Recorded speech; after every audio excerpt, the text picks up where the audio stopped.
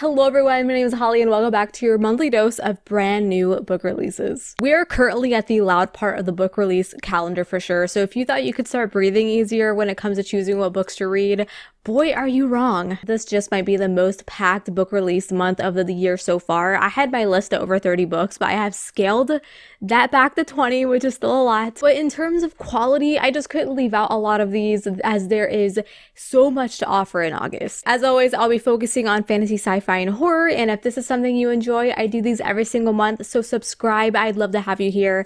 But without further ado, let's dive into this list. Starting on August 6th, we have A Sorceress Comes to Call. Now, T. Kingfisher is an author who at this point has written a book for everyone. I feel like with each book that they write, they fine-tune their storytelling more and more, and that goes without saying for this new fantasy release. It's a dark retelling of the Brothers Grimm's Goose Girl, where a girl takes the place of another in the hopes of swapping lives with her.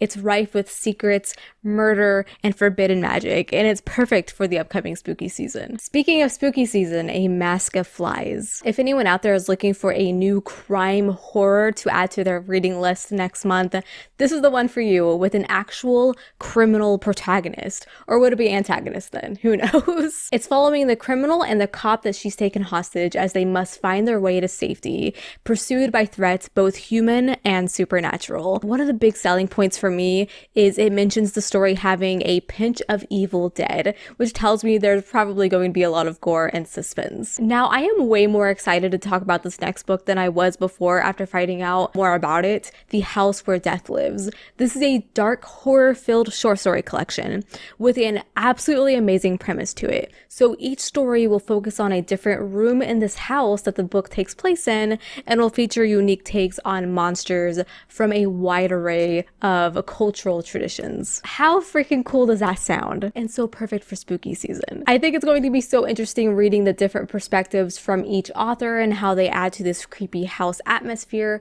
It is YA, so it can't be too brutal, but I am very intrigued by this, and I normally don't care for anthologies. The Mercy of Gods. James S.A. Corey is back with a brand new book that is shaping up to be one of the, if not the most memorable sci-fi of the year. This has got fans drooling at the mouth for good reason. The Expanse is such a huge hit, and to have a new start to a series sounds like music to my ears, and hopefully this will be a good place to start getting into his work for newcomers. There's an impressive plot behind it that will see the inhabitants of a human world get enslaved by a powerful alien race and forced to face off against other captured alien species in an elaborate competition. Sci-fi fans, get your grubby hands ready. A Girl with No Reflection. This is a YA fantasy debut with a gorgeous cover following a new appointed princess who must face the secrets buried behind the throne that she is forced to marry into. But honestly, what really piqued my interest is hearing about how carps in the story transform into dragons from Chinese folklore. That sounds so cool. This does follow the Chosen One trope and is steeped with an epic fantasy adventure amidst Imperial China. It sounds like it could be a really rich story, so I wanted to make you all aware of it. The Dead Cat Tales Assassins. Now, this is a release that I have read and reviewed already, but that's not stopping me from recommending it to you again. I think this works for a very specific reader. We have our heroine who is part of this Assassin's Guild, and she receives a new assignment that isn't sitting right with her. And that's because her target seems to be super duper familiar to her. That's all I'm going to say, because any more would be spoiler territory. It's a short novella with an action-packed narrative that gives you a pretty good entertaining ride. Now, what happens when you mix high rush sci-fi with enemies to lovers romance? You get Full Speed to a Crash Landing, which is another short novella, but this one a wild female lead sci-fi adventure and is the start to a trilogy. So in this one, we have a scavenger main character who arrives at a crash site to do some looting, and she ends up going on a dangerous mission to retrieve something from an uninhabited and lava-filled planet.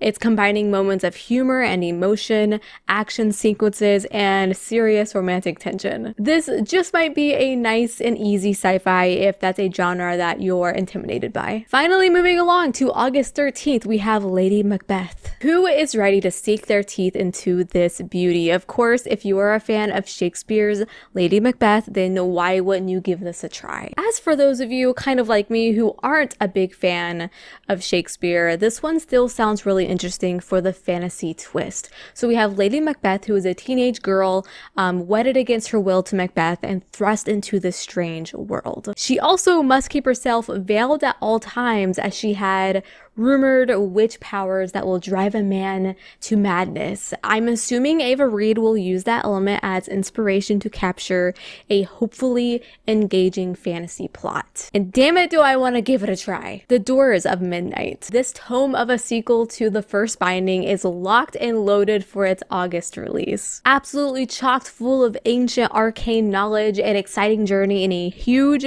epic fantasy world.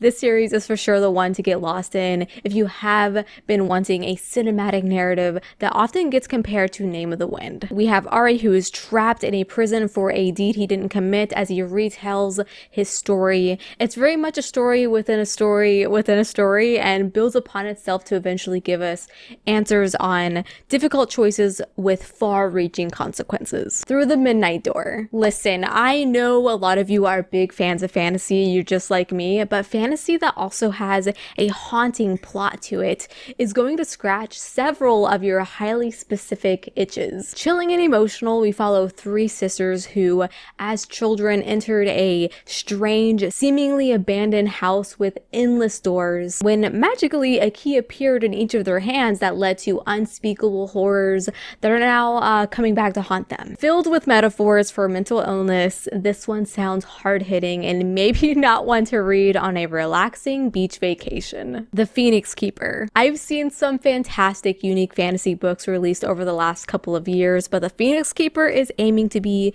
the most fantastical of the lot, as it takes place within a magical zoo. Also, I gotta say, this is one of my favorite covers of the year for sure. There is something about it that is so eye-catching. I rarely see book covers that are orange, and maybe that's why I'm gravitating toward it the most. This is in the realm of cozy fantasy, as we follow a zookeeper in her fight to help save the endangered phoenixes. I love the idea of a bunch of magical creatures congregated in this zoo, and if you do too, add this one to your TBR. Up next is Mistress of Lies. Now, I am not usually a big vampire person, but for the right book, I am totally willing to give it a try, and Mistress of Lies sounds like it's going to be amazing because it's combined with a great sounding murder mystery. We're thrown into a dark world about a young woman who has spent her life perfecting her blood magic skills in preparation for revenge. What kind of revenge? Murdery revenge, I assume. It is a debut, which are always exciting, as I love finding new auto-buy authors. It's coming out at the perfect time, so if you're bloodthirsty, add this to your wish list. Ghostsmith. I know people love the first book to the series, Bonesmith, that came out last year, so I wanted to be sure that I mentioned its sequel/conclusion because this does mark the end of this YA fantasy duology. It's set in a gritty world with a fun, dark, and weird magic system that shows the ability to control bones and even sever ghosts from their remains. This continues our story with our three main characters, and reviews so far are great already across the board, mentioning it's a satisfying ending.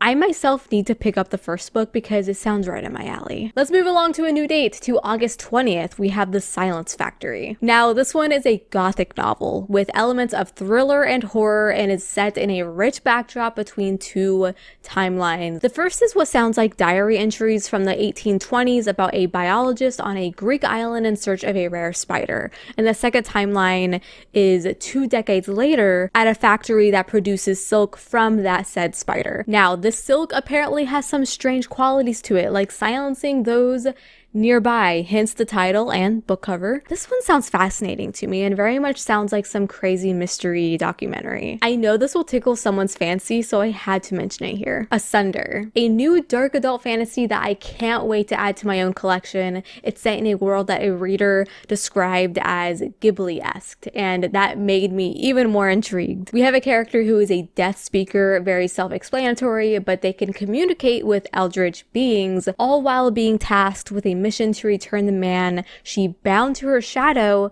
to his rightful body. But of course, distractions abound with some side quests thrown in. I am actually going to give this one a try myself for August, so don't be surprised if you see this again in my August TBR, but it sounds like just the right amount of hard fantasy that I'm in the mood for. The Full Moon Coffee Shop. I don't know about you, but as a cat person, you put a cat on a book cover, I'm interested. You make the book about cats, I'm going to read it. This is a translated piece of Japanese fiction. It's a cozy fantasy novel that combines astrology and a cat-run cafe with, of course, talking cats. Now, this isn't a book about crazy fantasy politics and war and death, but rather a story about a 40-something main character who realizes it is never too late to chase their dreams. It sounds freaking delightful, a very much a pick-me-up kind of book, which I feel like we could all use right now. I have one book on my list that's releasing on August 23rd, and that is Upscaled, which is indie published with the best cover in the entire freaking world,